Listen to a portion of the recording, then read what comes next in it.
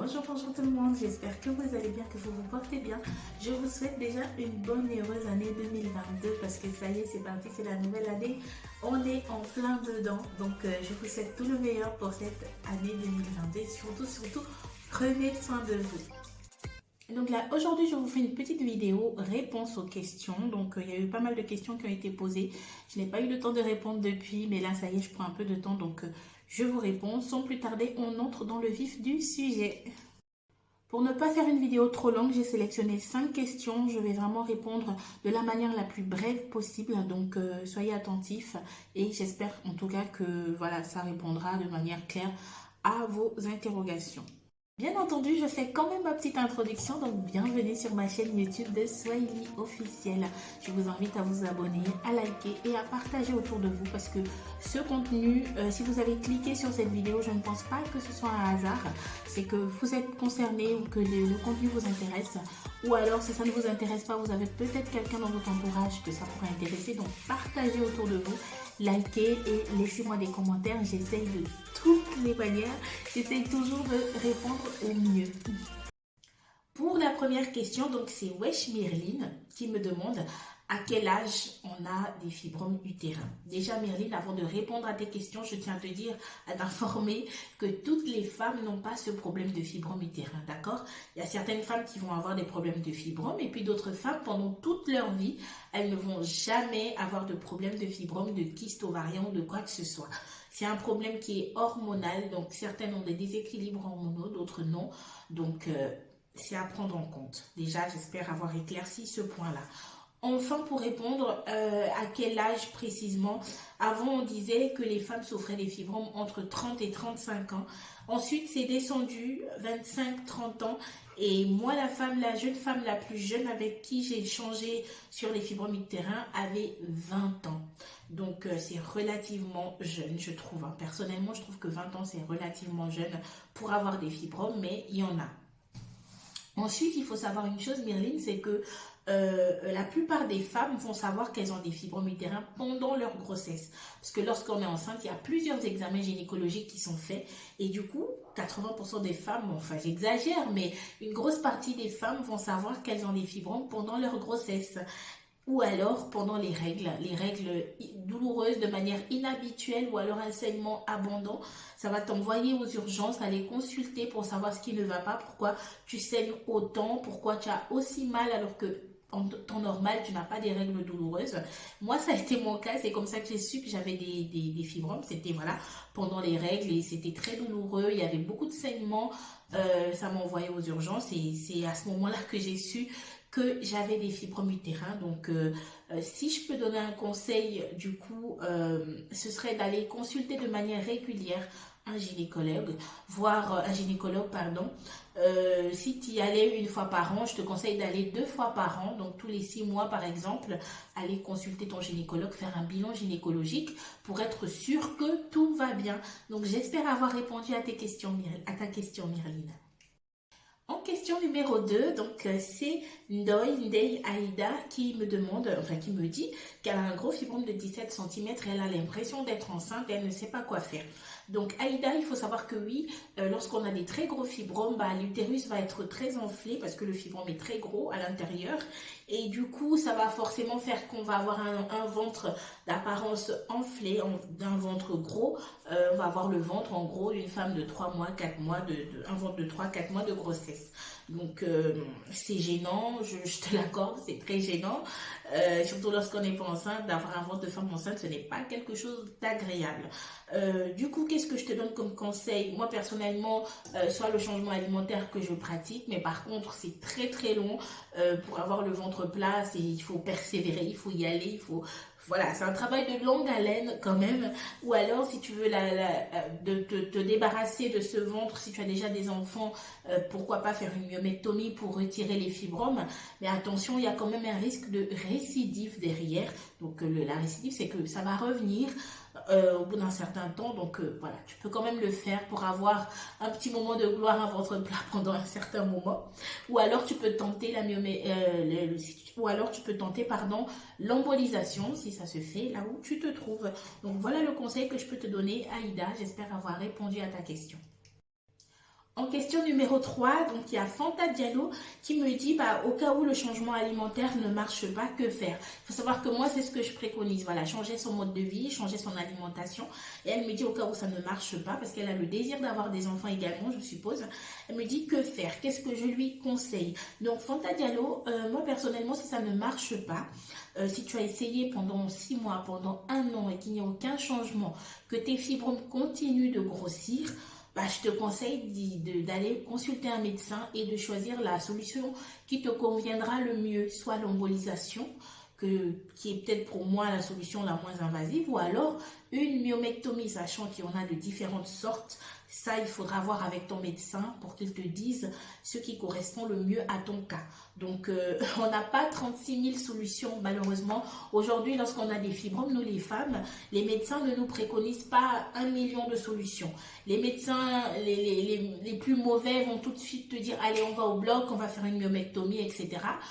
Certains vont essayer, les bons médecins vont essayer de te proposer une autre alternative, comme ça a été mon cas, donc le changement de l'alimentation, essayer d'arrêter avec certains aliments, de prioriser d'autres, et puis d'autres vont te dire, bah, pourquoi pas tenter l'embolisation, etc. Donc, à toi de voir, de choisir la solution qui te conviendra le mieux en fonction de si tu veux avoir des enfants ou si tu as déjà des enfants. Donc, à toi de choisir, mais voilà, sinon tu as que ces deux solutions, embolisation ou myomectomie. Il n'y a pas 36 000 autres, malheureusement, aujourd'hui. J'espère avoir répondu à ta question, Fanta Diallo. En question numéro 4, donc il y a Mangue Hortense. Je ne sais pas si ça se dit Mangue Hortense ou Mangué Hortense, qui me dit bah, qu'elle vit à Paris et qu'elle veut en fait que je lui donne les numéros des gynécologues. Donc, Mangué Hortense, j'ai déjà répondu à cette question dans l'une de mes vidéos. Donc, c'était la première vidéo, je réponds à vos questions. Donc, j'avais des mèches rouges bouclées. Regarde cette vidéo en barre d'infos, j'ai mis pas mal d'infos sur les gynécologues en région parisienne. Il y a les numéros de téléphone, les adresses email, il me semble également. Donc vas-y, tu as le choix. En plus, c'est vraiment en région parisienne, donc tu as le choix. Je t'invite à aller regarder cette vidéo, Hortense. Et en dernière question, il y a Clémence Hachi qui vit au Maroc et qui me demande en fait des conseils sur l'alimentation parce qu'elle a le désir d'être maman. Elle vit un petit peu ce que moi j'ai vécu et elle me demande des conseils sur ça. Clémence, pour l'alimentation, c'est vrai que j'avais prévu de faire des diètes vlogs, mais c'est très long, c'est trop prenant, je vous assure. Faire les montages vidéo, ça prend énormément de temps et avec le boulot et la vie de famille à côté, j'ai un petit peu de mal à suivre. Vous voyez vous-même que je ne suis pas très régulière sur YouTube en ce moment, c'est un petit peu compliqué. Donc, pour les conseils sur l'alimentation que je peux te donner là de manière brève comme ça, personnellement, j'ai arrêté avec les produits laitiers, donc le lait, les yaourts, tout ce qui est produits laitiers, les fromages. Déjà, j'étais pas très fan de fromage, donc je n'en consomme pas. Donc le lait, les yaourts, j'ai stoppé, clairement. Ensuite, la viande rouge, tout ce qui est viande rouge, viande de brousse, tout ce que vous voulez, la viande rouge de manière générale, j'ai stoppé également. Je priorise la viande blanche, donc du poulet, de la dinde. Je mange énormément de légumes, tout type de légumes. Moi, je mange plus les légumes africains et en légumes européens, c'est plus les brocolis que je mange. Mais en général, voilà, les légumes africains, je mange du chou rouge, du chou blanc. Je mange des aubergines, de l'oseille, des butekou, les Congolais connaissent. Les feuilles de manioc, voilà, ce sont des légumes comme ça que je consomme. J'ai également réduit de manière drastique ma consommation d'huile. J'utilise principalement de l'huile d'olive et mes plats, je les cuisine soit au four parce que du coup, on utilise moins d'huile ou alors je les fais cuire à la vapeur. Voilà ce que je fais. Je bois énormément d'eau, donc l'hydratation c'est très important. Je m'hydrate énormément. Le minimum que je bois c'est 1,5 litre d'eau par jour. Des fois j'arrive à boire 2 litres, tout dépend de combien vous pouvez boire. Après c'est pas le but de boire 3 litres d'eau, faut pas non plus noyer vos organes, hein, voilà. Mais l'hydratation c'est très important. Les féculents, j'ai stoppé. Stopper, non, je vais pas vous dire stopper, mais j'ai réduit. J'ai énormément réduit ma consommation féculents. Féculents, j'entends par là les spaghettis, le riz. Le pain, j'ai arrêté, mais vraiment, je mange très rarement le pain. Par semaine, je peux manger une moitié de pain par semaine, mais parfois j'en mange pas. Donc je peux pas vous dire c'est vraiment exceptionnel. Voilà, je mange rarement du pain. J'ai arrêté avec ça. Le pain complet, oui. De temps en temps au petit déjeuner, mais je priorise les fruits. Donc je mange énormément de fruits aussi. Donc au petit déjeuner, je vais plutôt prendre un fruit et une tisane, un thé, plutôt que d'aller prendre, comme tout le monde, hein, du pain, des œufs, du lait, etc. Le sucre, j'ai arrêté avec le sucre, j'ai arrêté, je priorise le sucre roux ou alors le miel pour sucrer mes plats, pour sucrer mes petits déjeuners, pardon. Je vais plus utiliser du miel ou du sucre roux. Mais le sucre blanc, non. Donc voilà un petit peu ce que j'ai fait. J'essaye de synthétiser comme ça. Après, pour l'alimentation, comme j'ai dit, c'est de la viande blanche. Je mange énormément des produits de la mer, donc produits de la mer, poissons, crevettes, crabes, moules, tout ce que vous voulez, en tout cas tout ce qui vient de la mer, c'est très bon, c'est bon à manger. Donc voilà un petit peu, là j'essaie vraiment de te synthétiser au maximum. Donc c'est tout pour aujourd'hui, j'espère avoir répondu à vos questions. C'est vrai que souvent vous me les posez et je prends pas mal de temps avant de répondre et du coup je préfère faire sous forme de vidéo comme ça va plus vite et puis je réponds à plusieurs personnes en même temps, donc c'est un tout en un et puis ça vous invite, ça vous impose aussi de regarder la vidéo jusqu'à la fin parce que vous ne savez pas si votre question elle va être citée ou pas. Donc c'est tout, je vous souhaite un excellent visionnage et on se retrouve très bientôt j'espère pour une nouvelle vidéo. En attendant, likez, commentez et puis partagez autour de vous ces vidéos et voilà. Je tenais juste à ajouter un petit détail, une dernière chose avant de conclure. Je ne suis pas une professionnelle des fibromes ou quoi que ce soit, je ne suis pas médecin, je ne fais pas partie du corps médical, rien du tout.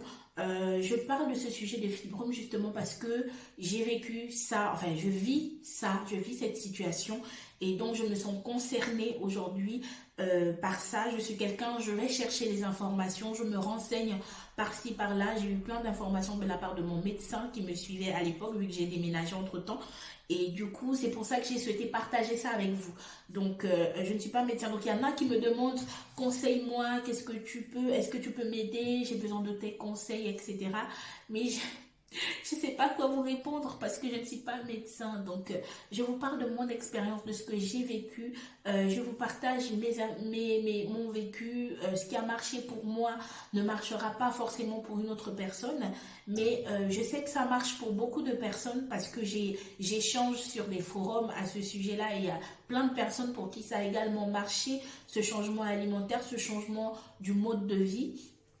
Et donc voilà, et si vous regardez bien par rapport à mes vidéos du début, on voit bien que je me suis affinée parce que je continue dans cette lancée, hein, je continue dans cette lancée et pour moi ça marche. Après ce n'est pas quelque chose qui va se faire comme ça du jour au lendemain, c'est de la persévérance.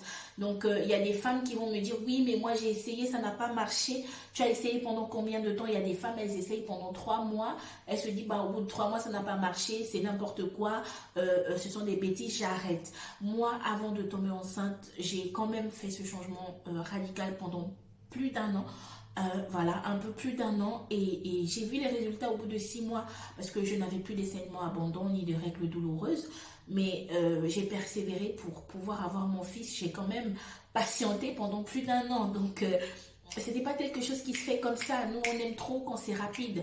Il y a des femmes, elle veut maigrir là maintenant, elle veut perdre 10 kilos au bout d'un mois quoi. À un moment donné il faut être cohérent, à un moment donné il faut être logique.